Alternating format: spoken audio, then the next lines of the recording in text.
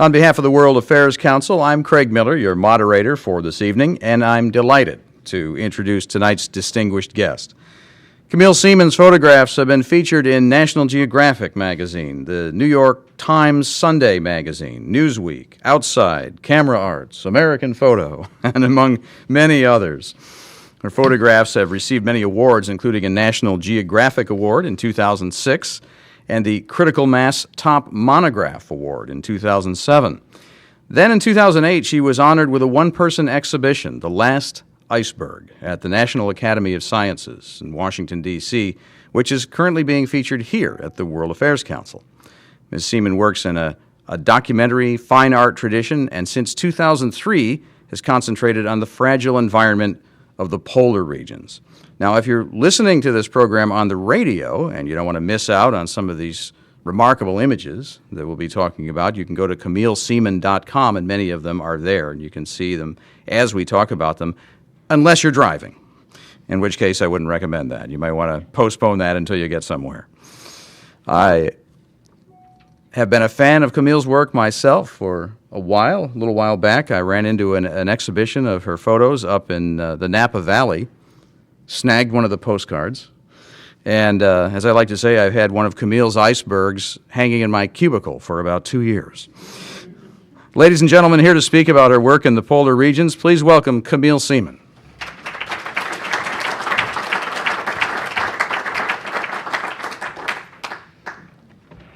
Thank you all for coming. It's always so much fun to share my stories with people because it's actually such an unbelievable story.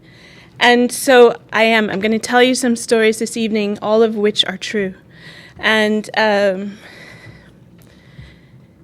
I could not have anticipated that my life would be what it is. I had no plan, no aspirations to end up standing here. And yet here I am.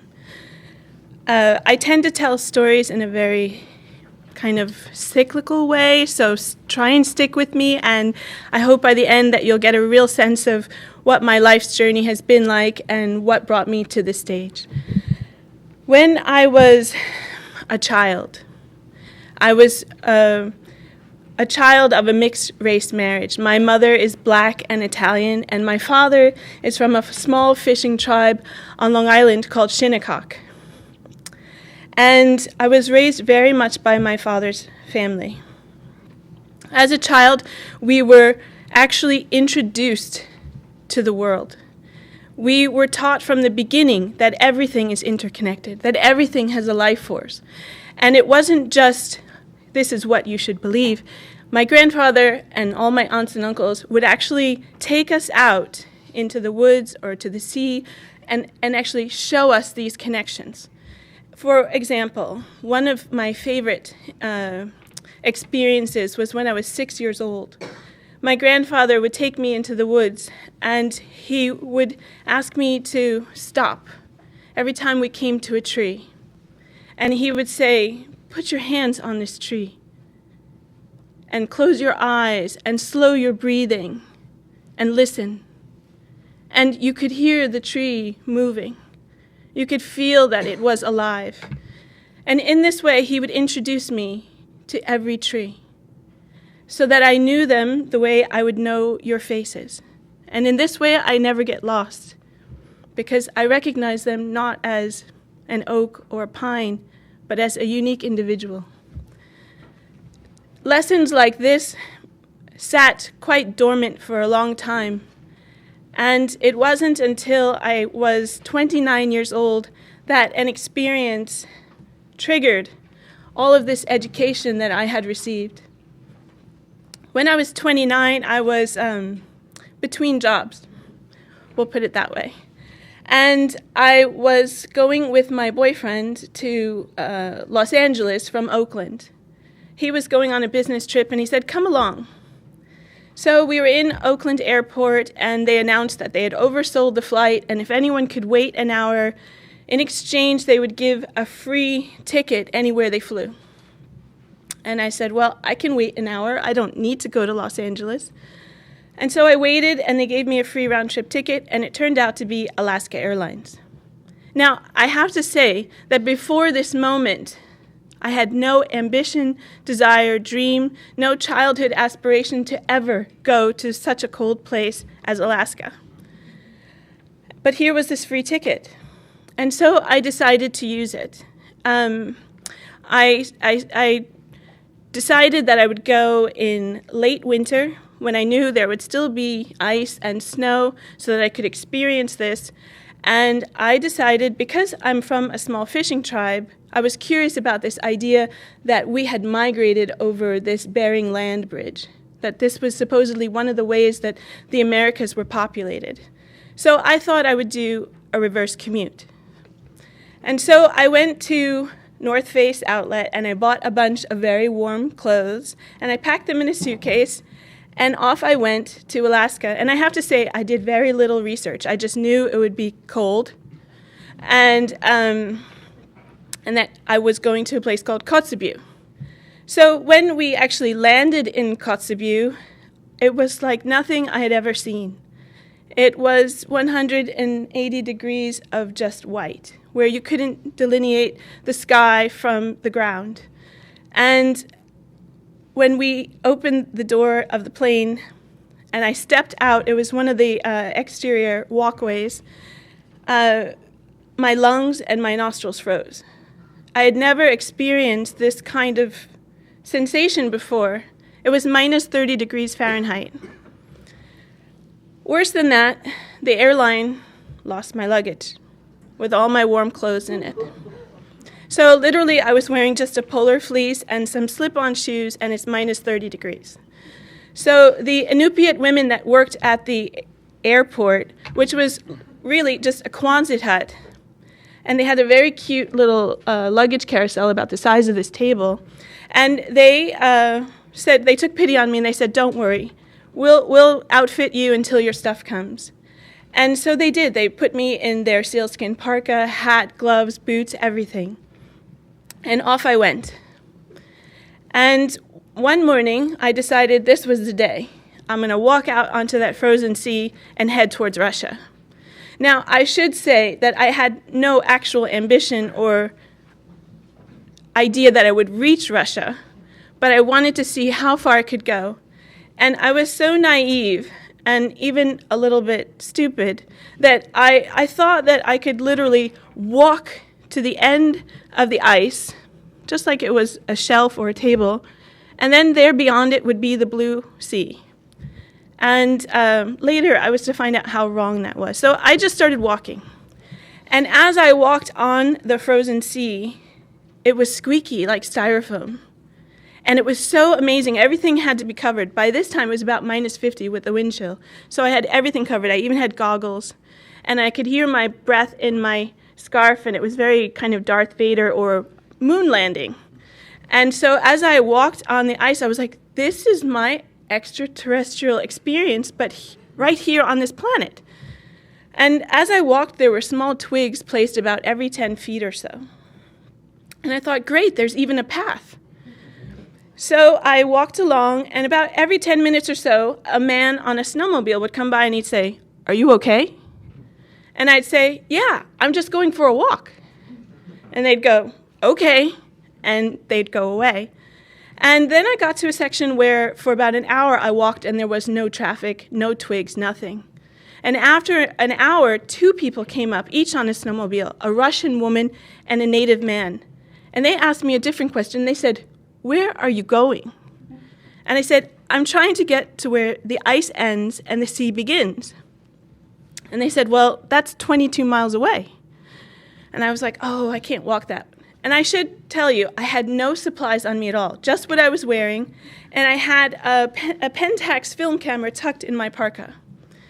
And they said, "Well, we're going that way, we're going ice fishing, and but we're not coming back."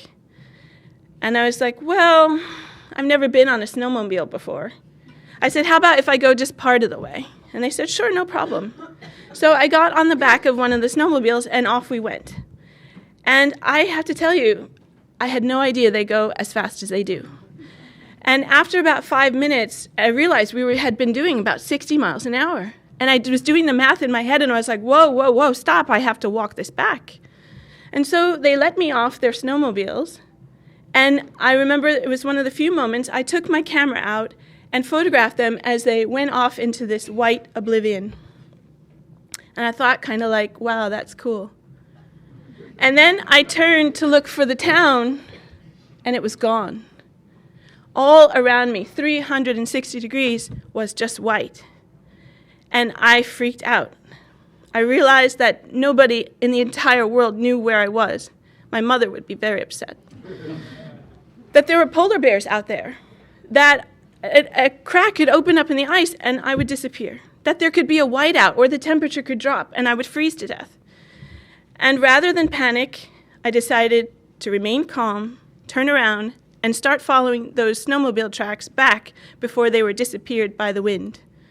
And as I walked back, it was then that everything that my grandfather had taught me started to make itself known in a very tangible way. I understood for the first time that I was standing on my rock in space, that I was made of the material of this planet, that none of us are from outer space, although sometimes we wonder, and that I meant nothing in the scale of time and history of this planet, that the snow would blow over my cold, dead body. But at the same time, that I could stand there and even ponder this was a miracle. I'm going to bounce back a little and say that when I was a small child, one of the things my grandfather, another lesson he did with us is on a hot summer day, he sat us outside in the grass, and there were no clouds in the sky. And we started to perspire. You didn't question Grandpa when he was doing these things. You're just, okay. And so we were sitting out in the grass and starting to perspire. And as we began to perspire, he pointed up to the sky and he said, look. And there a small white tuft of cloud began to appear. And he said, that's part of you up there. That's part of your water that makes that cloud, that becomes the rain, that feeds the plants, that feeds the animals, that feeds us. And in this way, he taught me that cycle. And when I was walking on the ice, I was really made to be very aware of that cycle. Fast forward, and I have to tell you, at this time I was not a photographer. That was in 1999. And it turns out that I was a couple of weeks pregnant as I walked on the ice. So I kind of am happy to know that my daughter was with me from the beginning of this. And when she was born, she was about 9 months old when the World Trade Center fell. And I have to say that I grew up in New York. I went to the FAME High School of Music and the Arts. And there was some dancing in the cafeteria. And I left home when I was 15. And as a way to support myself, I was a New York City bike messenger. And I used to deliver things to the World Trade Center all the time. I knew those buildings very well.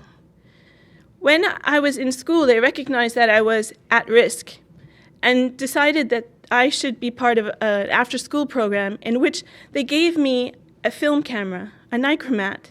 They took away the manual and said, you have to figure out how to use it. They taught me how to bulk load black and white film, how to develop it, how to print my own pictures in the darkroom. And then they said, go out and photograph your experience. I didn't know it then, but that probably saved my life because having a camera gave me a positive and creative way to express some things that weren't so positive. And it kept me out of trouble. So while all my punk rock friends were getting into trouble, I would photograph them. So back to 9/11. I'm holding my daughter as I watch these buildings fall, and on my refrigerator in the kitchen is a photo I took when I was a teenager of the Brooklyn Bridge with the World Trade Center behind them, as a reminder of where I was from. And when they fell, I understood that my daughter would never know those buildings in the way that I had. I understood for the first time the importance of a photograph as a historic document. And so part of the switch came on. A few months later, we were target bombing some country, and I was sitting on the couch, and I said almost out loud, what can I do to counter this? What can I do to show that there's something beautiful about this life, about this planet? And I knew, just like a light switch coming on, that I would use a camera. I can't explain how I knew it, but I would use that camera and document my experience and try and share something that I knew to be true. And so when I came back from walking across the ice, my mother-in-law said, "Camille, you're so adventurous." And she was very intrigued by this idea that I had met my planet. And she's a curious woman herself, so she decided she'd go investigate. She went on a Russian nuclear-powered ship to the actual geographic North Pole. She was almost 70 when she went. And when she came back, she said she had the same exact experience of understanding that she was an Earthling. And so she was so moved by this experience that she wanted to write a book about it. And in order to write this book, she said, "I want you to come with me to this place called Svalbard." And I have to tell you, I thought Alaska was nice, and, check, done. And when that switch came on, and this opportunity to go to Svalbard came up, I was a little hesitant, but I understood that maybe this is an opportunity. So we all went as a family, and by this time my daughter was 3 years old. And as we flew to Norway, and from Norway we went to a place called Longyearbyen, which is in Svalbard. And there we got on a small Norwegian icebreaker, and we headed from the open sea into the drift ice and then the solid pack ice. And it was in that moment, that experience, as we started going through the drift ice, that I understood how misguided my idea of walking to the edge of the ice and just seeing blue sea was. It was very flawed. The drift ice was many miles before you hit solid pack ice. And I fell in love. Something about that particular trip happened. And so as a thank you to my mother-in-law for taking us to the Arctic, we took her to the Antarctic for Christmas. So my daughter was 3 in Svalbard in the Arctic. She saw her first polar bears. And she turned 5 in Antarctica and saw her first penguins. When I got to Antarctica, something happened. I was used to making a lot of portraits of people, cultures, and things like this. And when I got to Antarctica, there were no people. And so I decided to photograph everything. Every penguin, every rock, every hut, every iceberg, every ship, as if I were making a portrait of it. And the pictures that are in this exhibition really are portraits of these things.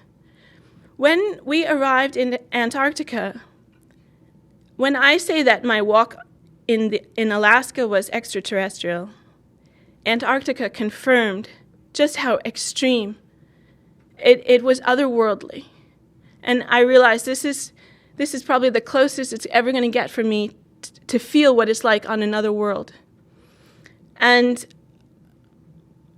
when I saw my first iceberg, I remember being on the bow of our ship and literally shaking because I was overwhelmed. I couldn't comprehend. I was trying to figure out how many snowflakes is this? Snowflake on top of snowflake, year after year. How many thousands of years? And with the lessons of my grandfather in mind, I'm thinking, how many ancestors' sweat is this? How much? So it was very emotional for me because I understood really the interconnectedness of everything. I'm sorry to get emotional, but it really was. When you're standing in front of a mass of ice that is almost 200 feet above sea level, knowing that there's another 600 to 1,000 feet of ice below, that it can be hundreds of miles long. The longest iceberg I ever witnessed in my life was too big to even photograph. It was a piece of the B-15 that had broken off almost 5 years before, and it had been drifting in the Southern Ocean for all those years. And it came to be caught on a reef right near Elephant Island, which is where Shackleton's men waited for him while he went to get help. And this iceberg was literally 12 miles wide by 24 miles long. And it was so big we had to stay at least 2 miles away from it, because quite often what happens is icebergs will calve from underneath and you can't see that ice coming up. It can be the size of a ship or larger, and it can take you out. So we had to stay quite far back. But this iceberg was so massive that it was giving off its own light because it was such a massive reflective surface. If you can go, our planet is amazing. Part of something that has come to me, when I first went and started photographing there, I was so in awe of what we had that I was like, I'm just going to bring this back and show people what we have, how amazing our planet is. And I've been photographing in the Arctic and Antarctic every year for almost 10 years, over 10 years. I like to say I'm bipolar.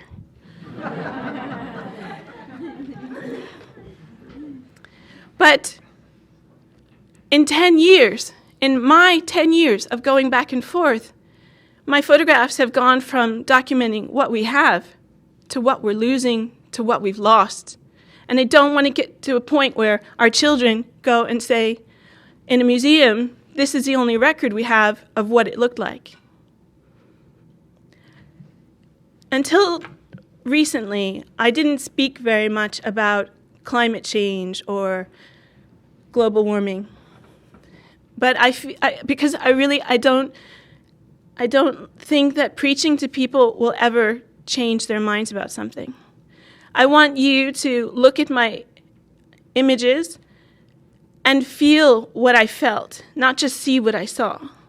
And if you feel what I felt, I hope that it will create a dialogue with you, a question for you personally, that will start you on a journey to figure out what it means to be a citizen of this planet.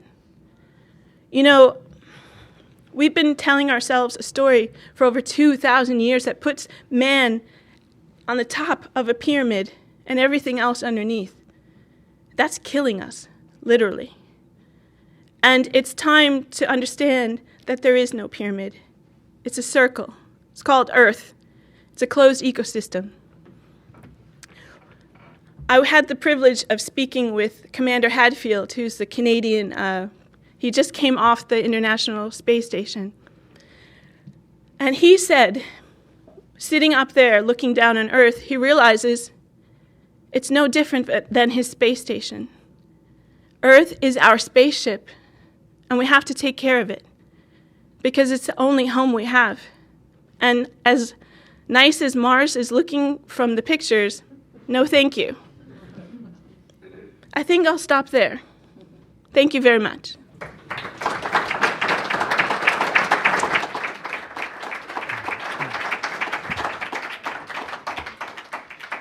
While we're waiting for some audience questions to come in, let me sort of get things started here. You, obviously you talk about icebergs in a very emotional way. You also talk about them in some very anthropomorphic ways, as having experiences, as having individual personalities. Some refuse to give up, you say, others can't take it anymore and crumble in a fit of passion.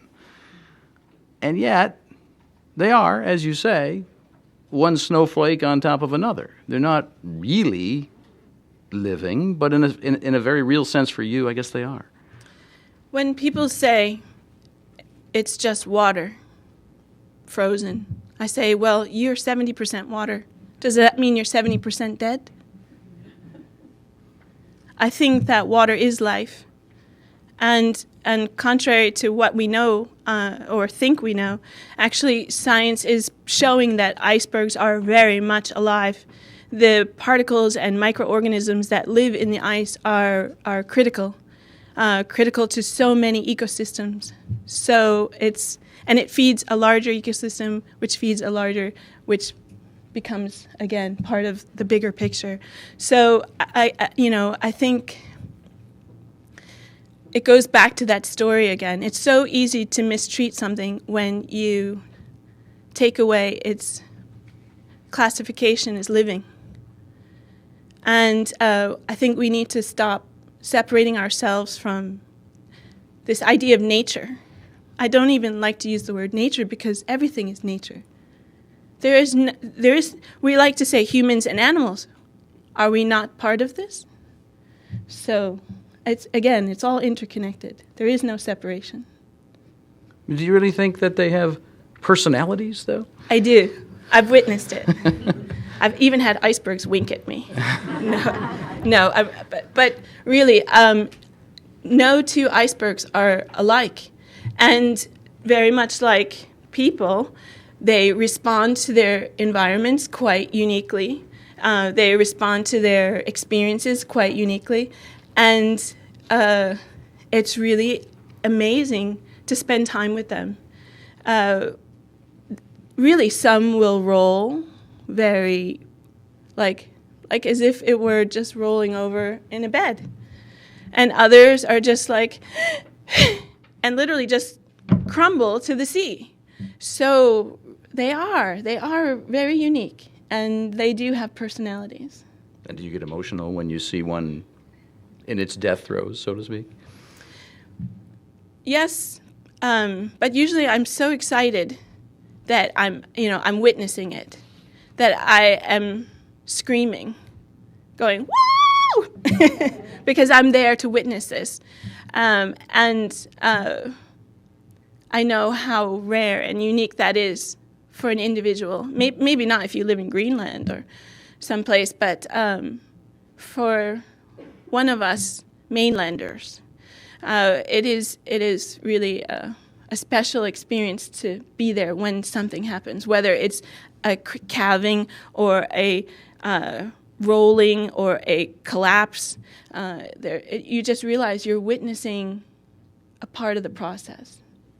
I think when many people envision an iceberg, they think of a little floating mountain, but many of the bergs that you've photographed are really kind of giant slabs more than anything else. And one of my favorite photographs of yours, actually, to me, it looks like a giant ream of office paper floating on the ocean, if that's not a metaphor for something. Yeah. And one of the members of our audience would like to know, where is that giant iceberg you described in your talk? I guess the chip off of B-15 you're referring to? Yes. Do you know where it is now and how big it is? And you keep in touch with your friends? Well, unfortunately, getting snagged on a seafloor or a reef or something is kind of the beginning of the bigger end. Once that happens, the iceberg is just pounded by the Southern Ocean, in this case, because it was in Antarctica. And the Southern Ocean is literally the fastest moving current on the planet. And those waves and those seas, not even a massive iceberg has a chance. So what happens is it gets whittled down, broken up. Some pieces will float free. Others just become part of the ocean again. But no, I don't know where it is at this moment.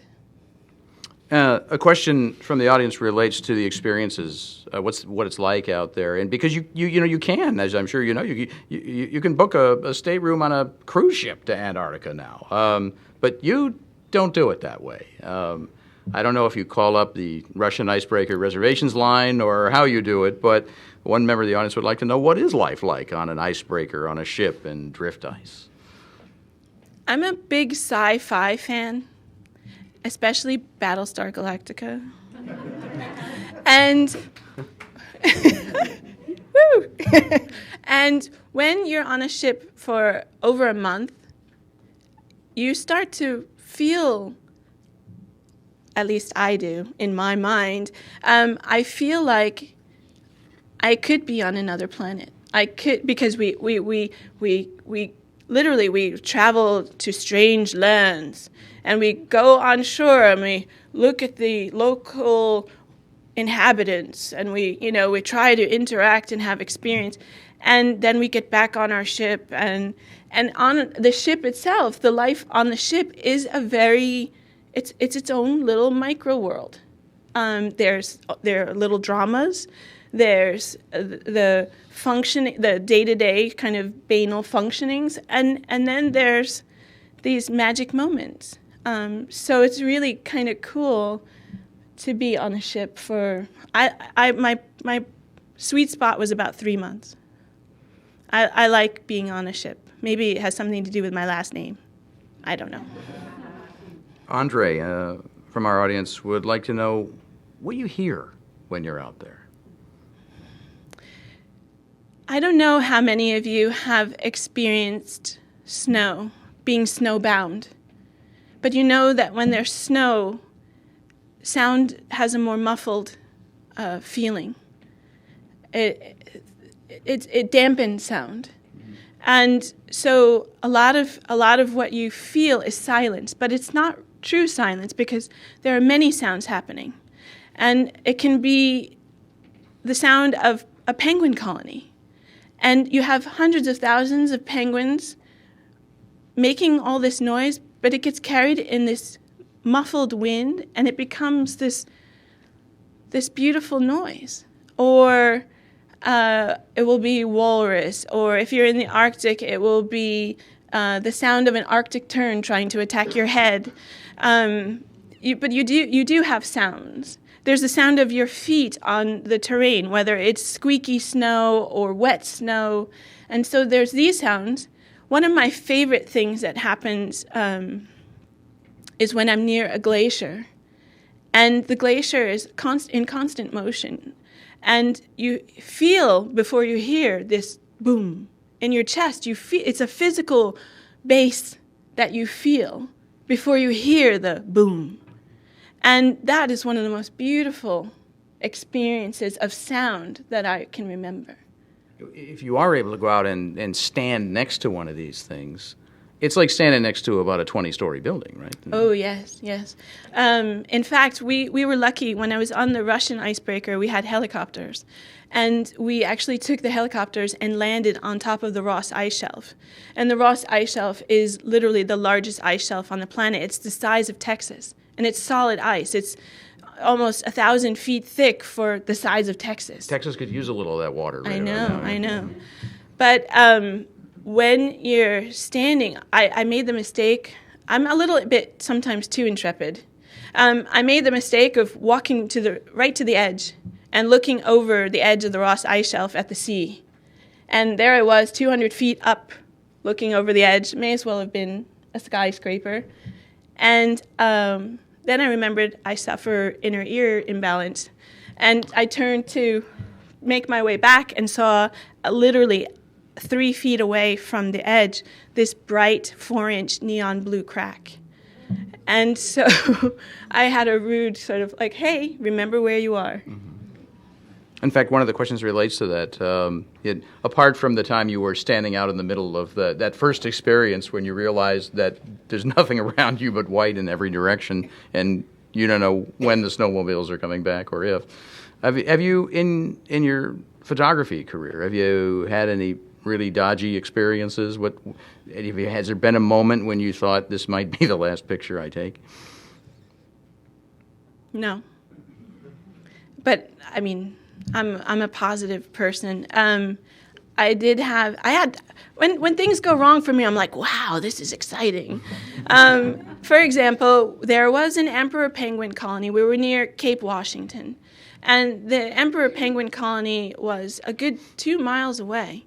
And so our ship, we shoved it into the sea ice, lowered the gangway, and allowed people to walk. We set a course marked by flags to walk to this penguin colony.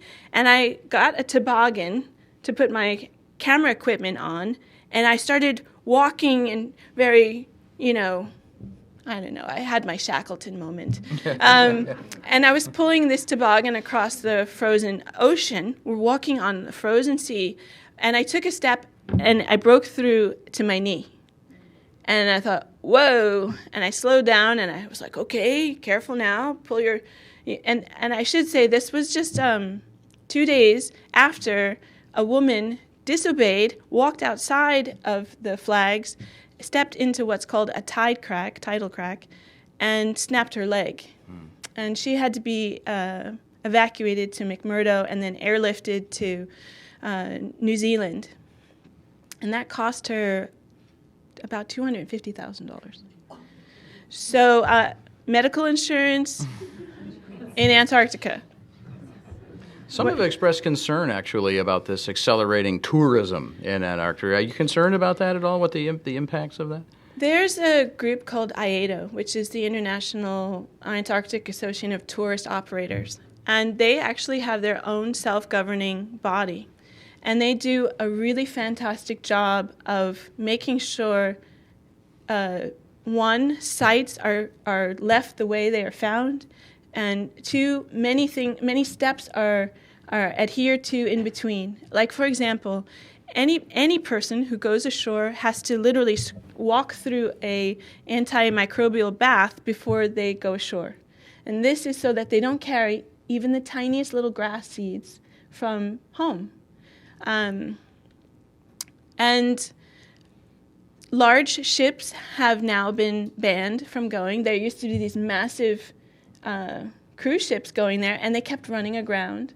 There has been a sinking. I think it was the Explorer that sank. I had friends who worked on that ship, and it changed the way they behaved on ships. The way they operate. So 47,000 people visited the Antarctic last year, and only 4,000 visited the Arctic. I think that shows, one part of me is glad because we need all the ambassadors we can get. We need to get people to understand how special this part of our planet is and how it relates to our temperate zones. You know, without stable polar regions, you see what's happening with the weather. So having people see firsthand what's at stake, I think, is valuable. But it is a double-edged sword, and it can be tricky. This relates somewhat to something you mentioned before, which was you started out taking your photographs but not really wanting to engage in the climate debate, so to speak. You've changed your mind to some degree. What changed your mind? Was there a precipitating moment?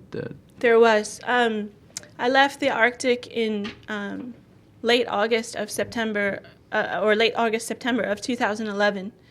And that season there was the most stressful, broken-hearted season I ever had. I'd been going there for a decade. And to see so little snow, so little ice, so many polar bears on land. While we were there that season, a young British boy was actually attacked and killed by a polar bear. But when there's no sea ice, all those bears come on land. And I never want to be the reason a bear is killed, just because I'm there to make pictures.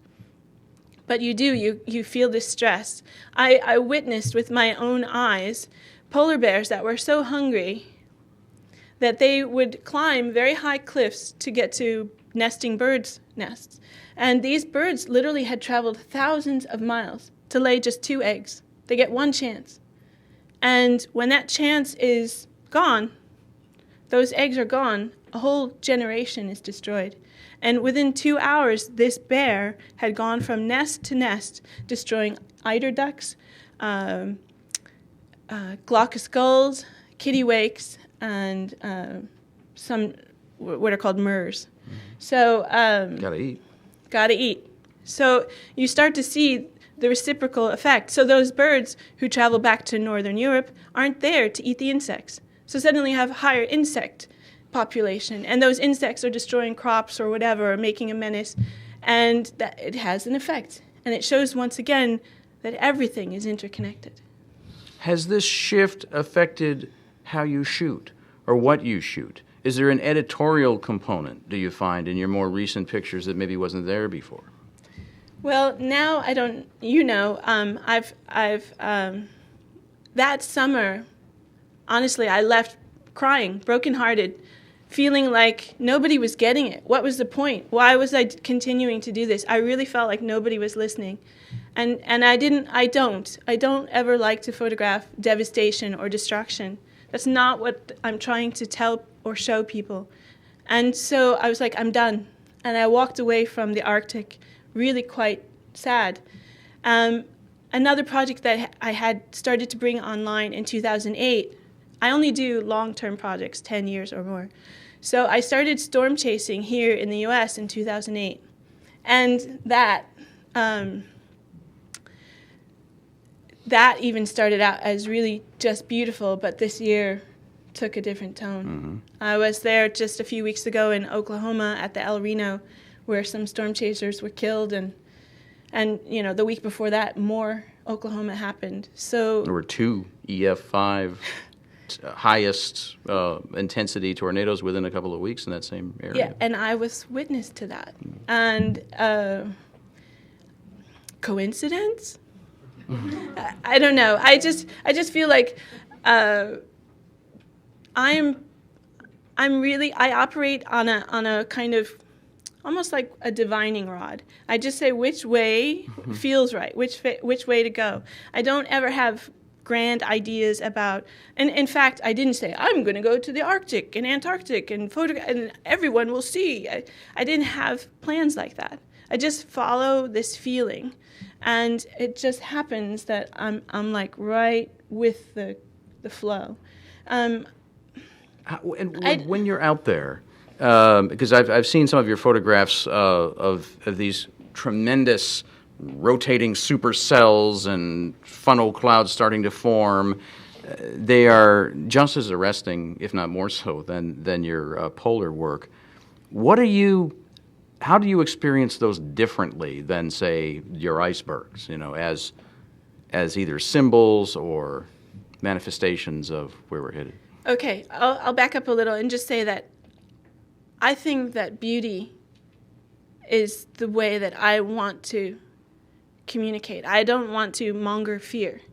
And when I was photographing in the Arctic and Antarctic, it was this similar sort of wow, awe, amazing, epic. And then when I stood under a rotating supercell that was 50 miles wide, it took it to a whole other level. To see that manifestation of energy.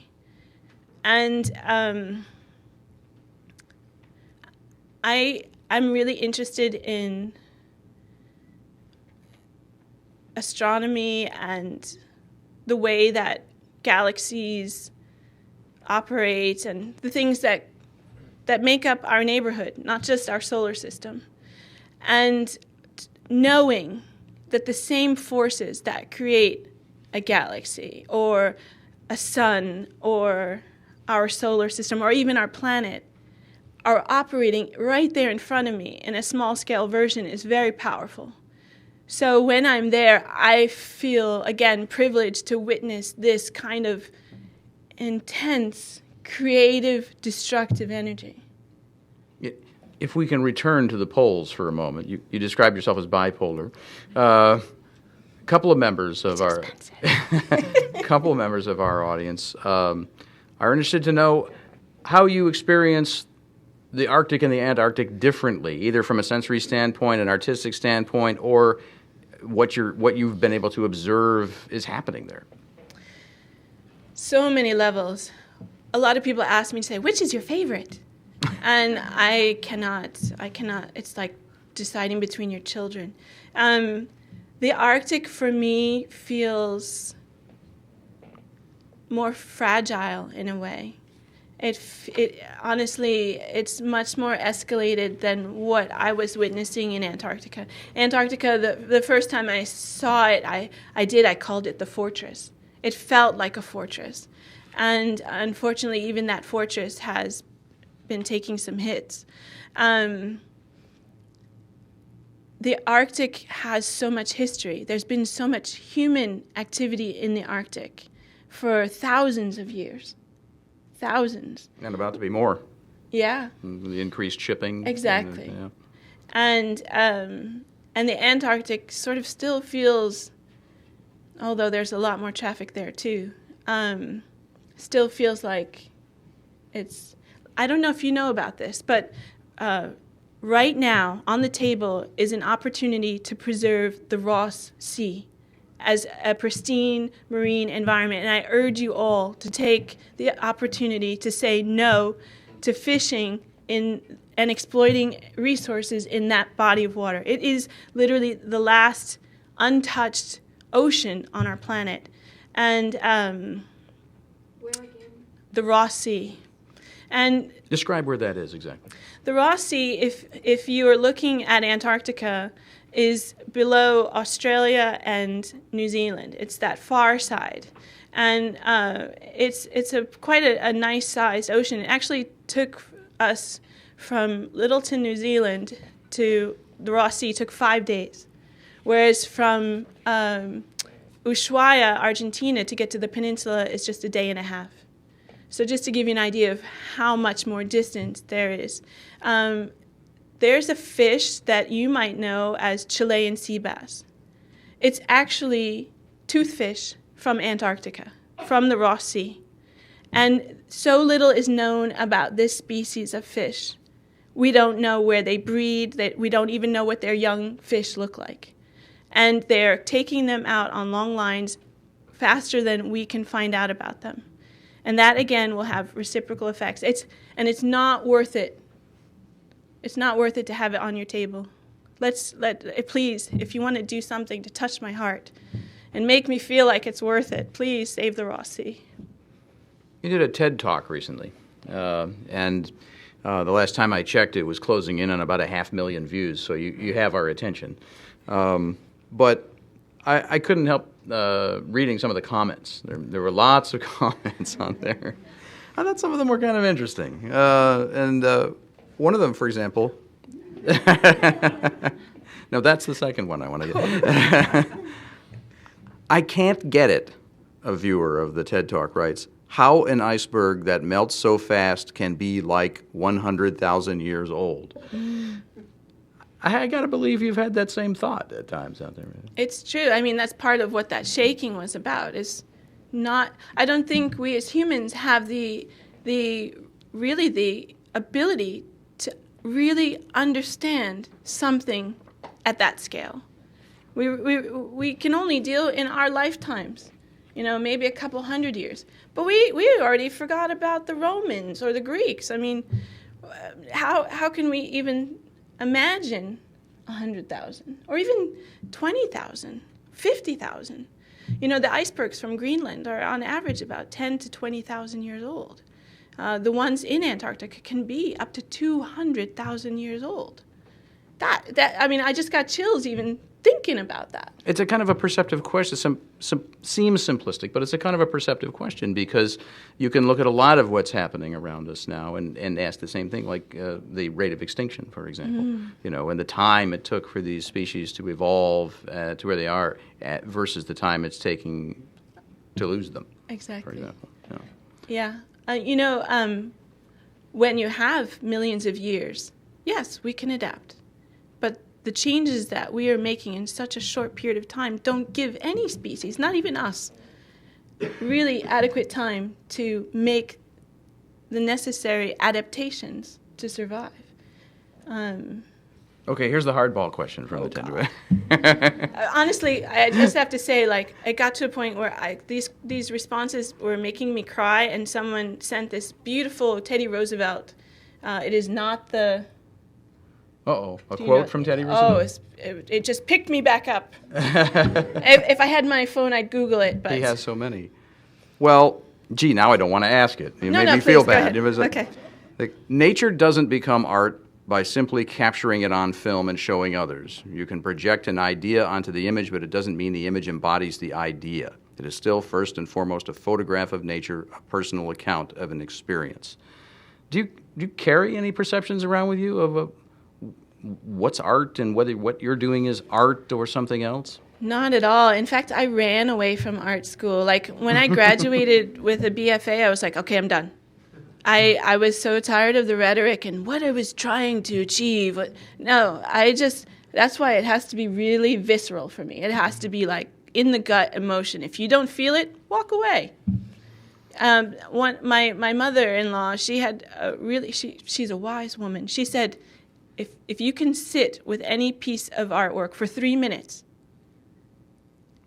and then decide what you feel or think about something, it's a success. And if something makes you hate it or love it, it's succeeded in some way because it's triggered something. So that's a good segue to Eric's question. He's curious about impact, and it's always awkward to ask people the impact of their work, but do you have a sense of what impact your work has had so far, where it's had the greatest, or... You're going to make me cry. No, not again. I'm feeling a little... No. Honestly... It's like interviewing John Boehner. Oh, no. Okay, maybe not in so many ways. I mean... He should be so lucky. When I get emails from people from all over the world saying, thank you for doing what you do. You've made me think about icebergs in a way I had never thought about them before. Or thank you for photographing those storms. Or showing us just how they get it. They're feeling something enough to actually reach out and say thank you.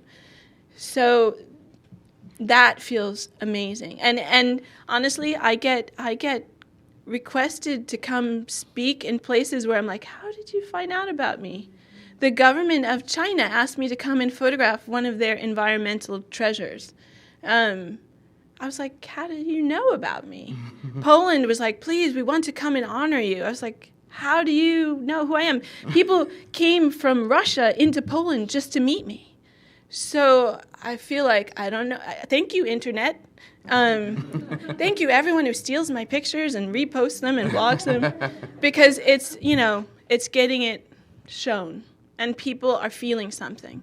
Whether it is enough to trigger you to make an action, I don't know. But that it triggered a feeling is a beginning. And speaking of those feelings that you have when you're photographing, do you feel the same way about the storms as you do about icebergs in the sense of them being individuals or having personalities, or do you not feel that way about it? Oh, my. No, even more so. I mean, it's... More so. More so. Partly because they're so much more animated. I mean, these things are like... and you're making monster motions. Sorry, radio. Monster. And...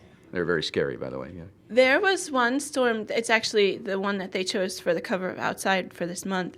There was this one rotating supercell, mesocyclone. It looked like an ice cream cone. It was so beautifully swirled, just upside down. And it was pointing over this farm. And it was coming right at us. Slowly, like with enough time to go, it's coming right at us. Should we move?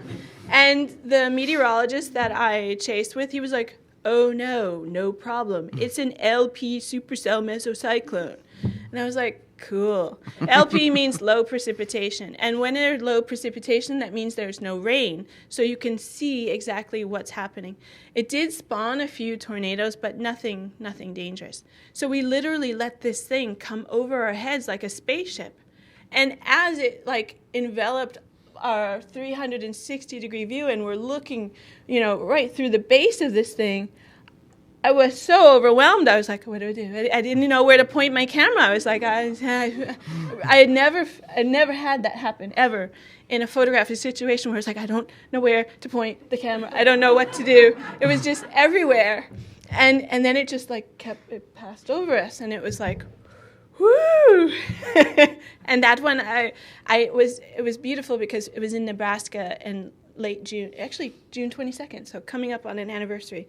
And I was kneeling in this wheat field having my gladiator Russell Crowe moment. And I was like, oh, this is lovely. And then this thing came, and I was like, I shall call you the lovely monster. So, I mean, I still have a bit of, my quirky, I'm a nerd. When I'm out there, I'm just having really an intense, fun time enjoying our planet. What's next, do you think? Do you even know? Well, I've started a new project very recently in the last few months where I'm photographing wolves. And that is You really take on the easy stuff, don't you? Well, wolves, I mean, I've started photographing this Arctic wolf that lives in Marin. And An Arctic wolf that lives in Marin County, yeah, California. yeah. Okay. And her name is Akatuk, which means ice cream in Yupik. And she's all white. And the first time I met her, some part of like the back of my neck just went like, not a dog, not a dog. and and I was like, wow, that's really interesting. Like some part of me viscerally was like, this is not a dog. And it modified my behavior. Like suddenly I was not treating it as if it were a dog. So I've spent quite some time with her now, so that now she comes and she pulls my hair, and you know, she's really quite accustomed to me having a camera with her. And so I really look forward to doing, she's my first, and I will expand that because wolves is another issue. I don't know if you know it, but they're about to delist the wolf from the Endangered Species Act. And we've spent over 100 million U.S. taxpayer dollars to get the wolf protected. And now we're just going to be like, well, you can pay $10 to shoot one. I think we're going the wrong way. So wolves are interesting to me. So do you see yourself, as you go on with more of these projects, do you see yourself becoming more of an activist? I realized after I left the Arctic brokenhearted that I didn't, and I hadn't realized this that whole decade plus that I had been doing it, that when I push the shutter, I am making an action. That is an act of activism. And I feel like as I have more opportunity to share what I do and what I see, I want to call everybody to stand up as a citizen of this planet and do. There's this great saying that the Idle No More campaign of the Aboriginal people of Canada have. There was this great shirt. It said, "Be a good ancestor." I want us all to be good ancestors. And I have to do that too. I don't want to leave this mess to my child or 100 years forward. I don't want their generation to deal with this. We can do this. We just have to make different choices, and they're not that hard. Actually, it would be better. We'd have a much more incredible lifestyle if we just let go of old habits. So more active, yes. Time grows short here, but I want to ask you before we let you go, particularly because of the comments you made about how you came to this. Now that cameras are ubiquitous and every phone is a camera, for crying out loud, what's your best piece of advice for the rest of us who just want to take the best pictures we can? Two things. One is, don't be afraid to use the ticket if someone offers you a free ticket. And second is, before you ever push the shutter, ask yourself, what are you feeling and what's making you feel that? And that will guide where your camera goes, and it will definitely affect the pictures you make. Back when in that after-school program when they handed you your first camera, was that literally the first camera you'd ever had? Yeah. Well, I mean, I was the one in the family who they would give the 110 Kodak Instamatic to, because Camille didn't cut the heads off. But do you remember the first serious quote-unquote picture you ever took? Yeah, I do. You want to share it with us? It was just, my punk rock friends hanging out in New York, looking all punk rock. And it's still kind of like, it's a monument to the 80s in New York. It still resonates as a good representation of that time. Well, Camille, keep taking them because they are remarkable. Thanks very much for joining us. Thank you. Thank you.